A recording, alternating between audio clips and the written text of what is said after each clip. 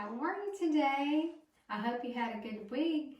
Do you remember our story from last week? It was called The Thief. The Thief.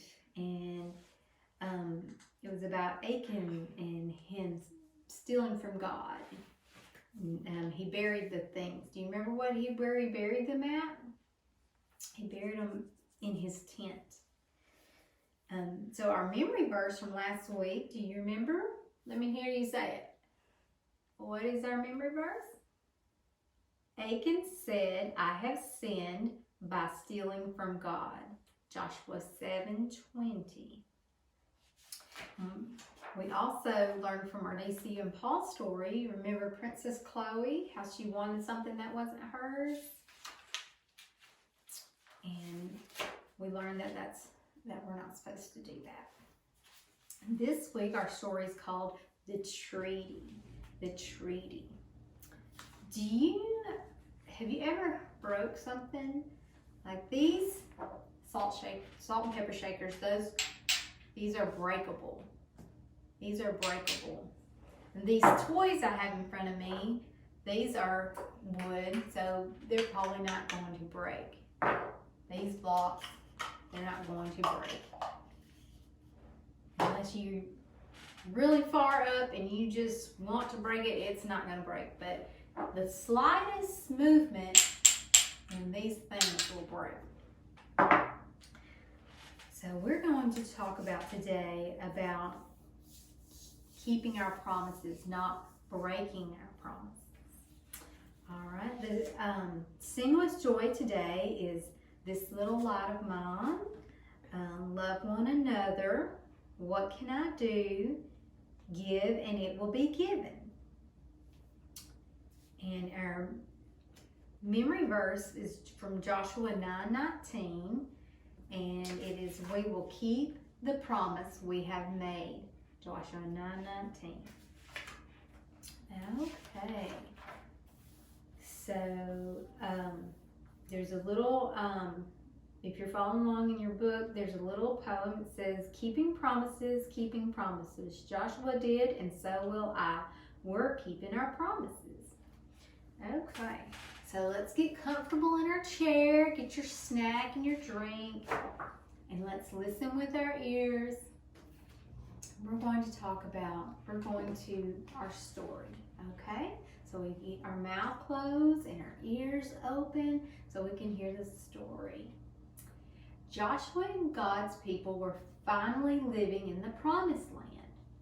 The city of Gibeon was nearby. The people there had heard about the Lord and his people. They knew about Joshua's army. They did not want to fight against Joshua and the Lord. So the leaders of Gibeon decided to trick Joshua. The Gibeonites loaded their donkeys with old grain sacks. They dressed up in patched clothes. They put on worn-out shoes. They packed dry, crusty bread. Then they came to Joshua. We have been on a long journey. We walked for many days, they told Joshua. When we left home, our bread was soft and warm, and now it's old and hard. When we left home, our clothes and shoes were new, and now they're worn out. We want to be your friends. We came to make a promise treaty with you, they said. From our land far away, we heard of the Lord's power. We know he helped free you from slavery in Egypt. We know he helped you win battles. Our leaders told us to come here to make peace with you. We want to be your friends and servants. Joshua looked at the men who had come from Gibeon. He saw their worn-out clothes and their old, hard food. He thought they were telling the truth. Joshua forgot to ask the Lord to help him decide what to do. Yes, we will make a promise treaty with you, Joshua said. We promise not to fight against your people. We promise to be your friends. Soon after that, God's people found out that the Gibeonites had lied to them. Joshua learned that they lived nearby in the promised land, and some of God's people were angry. They wanted to fight the Gibeonites for tricking them. But Joshua and the leaders said, "No, we cannot hurt the Gibeonites. We made a promise to protect them. We must keep our promise to them." Joshua asked the men from Gibeon, "Why did you trick us? We knew that the Lord would help you win all the battles." The Gibeonites answered, "We were afraid of you and your God. From now on, we promise to be your servants. We will work hard for your people and your God." The Lord was glad that Joshua kept his promise. From that day on, Joshua remembered to ask God to help him make decisions. From that day on, the Gibeonites chopped wood and carried water. They kept their promise to serve God's people. So the Gibeonites came to Joshua wearing worn out clothes and said, "We live far away." But they lied. "We've heard about the Lord and we want to be your friends. Since you live far away, we will not fight you," Joshua promised. But Joshua forgot to ask God what to do. Joshua soon found out the Gibeonites had lied to him.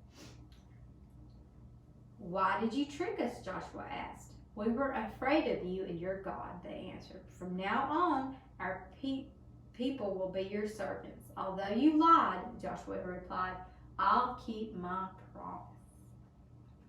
Okay. So our questions to review the story.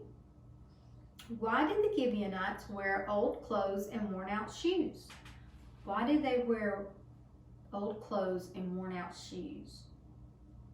Whose help did Joshua forget to ask for?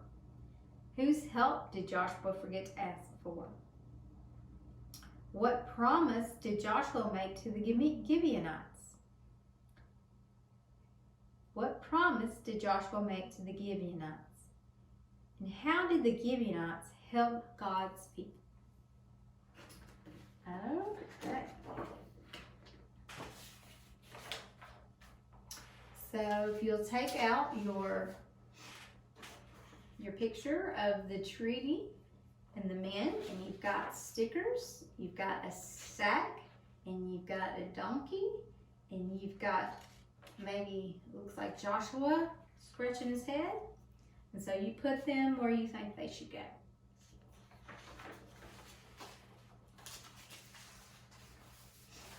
And then you have your coloring picture. So you want to color your picture. And then we have keep your promise. Keep your promise. You want to draw lines to show the children keeping promises they have made. So draw a line to show the children keep their promises. So we have a little boy right here who's supposed to help with the table. We have a little girl taking out the trash. So you want to draw a line to them, and a crying baby, and a brother with a bottle. And then you have a lady with a water hose. What do you think she's going to do with that water hose? She's probably going to wash that car. So draw a line to the ones that are keeping their promise. Okay. All right. The next thing is our Desai Paul story. And today it's called Paul's Toy Animals. Paul's Toy Animals. So let's sit back in our chair again and let's listen to the story. All right, here we go. "Wow," Paul cried as he looked at the back of the cereal box. "Whoa," laughed his brother Mike. "What's on the back of the box, Paul?" "Look at this," Paul said as he turned the box around. 200 plastic toy animals. "Wow," Mike said as he looked at the box. "They're only $10 if you send it in with the top of the box." $10, Paul said. "I have $5 saved for my chores." "Then you only need 2 more weeks' money from chores," Mike answered. 2 weeks, Paul thought. 2 weeks seemed like a long time to wait. "Mike," Paul said thoughtfully, "do you have $5 I could borrow?" I'll pay you back right away, I promise. Mike thought, then he answered, okay, Paul, I'll loan you the $5 since you promised to pay me back. That way you can send in for your toys today. Awesome, Paul shouted. Thanks, Mike. You're welcome, Mike said and smiled. I'll even help you fill out the form and send it in, okay? Great, Paul said as he went to find a pen and an envelope. Paul and Mike sent in for the toys that afternoon. 200 plastic animal toys, Paul thought. Think of all the games I'll be able to play with 200 plastic animal toys. I could pretend to have a zoo. It would be the biggest zoo ever with 200 animals. He was glad he had borrowed the money from Mike. Since he promised to pay him right back, that meant Paul couldn't buy anything for himself for 2 weeks. But that was okay. I'll have 200 toy animals to play with, he thought. Who needs candy? That day seemed to take forever to pass as Paul waited for his toys to arrive. Finally, when Mike brought in the mail the next week, he said, there's something for you, Paul. My toy animals, Paul said excitedly. Then he saw the package Mike had brought in. It was very small. The box is too small to hold 200 animals, Paul said. I wonder what it is. Mike looked at the package carefully. It's from the cereal company, he said. It must be your animals. Paul opened the box and looked inside. There were 200 animal toys, but they weren't what he was expecting. They were much, much smaller than they looked on the back of the cereal box. He poured the box out for the table. In the bottom of the box were animal legs and tails that had already broken. And they weren't even kinds of animals to play at the zoo. They were only dogs and cats and horses and cows.